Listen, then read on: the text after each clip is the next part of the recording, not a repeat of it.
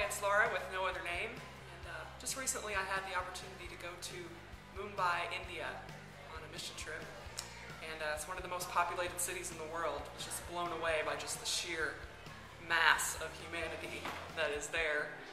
And our team, our whole goal for the week that we were there was just to share Jesus with people who had never heard of him before.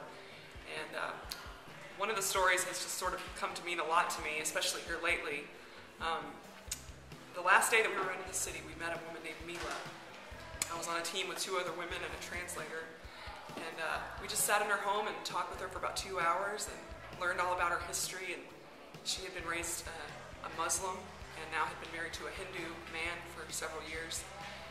And after about 2 hours of just sitting there and talking with her and having lunch with her, I finally said, "Well, Mila, you're probably wondering why we're here. We're here to tell you about Jesus. Do you know who Jesus is?" And she said, "Yeah, I know who he is."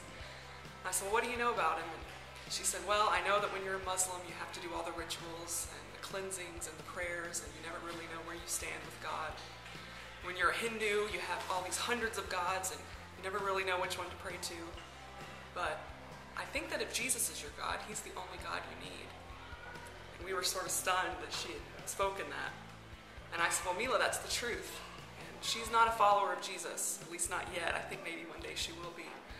But we were just amazed that God can reveal that kind of truth to someone who has barely even heard of him and heard his name.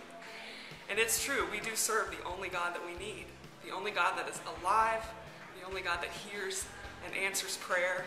And it just makes the song the only one, that story just makes it come alive to me that much more. It's pretty exciting.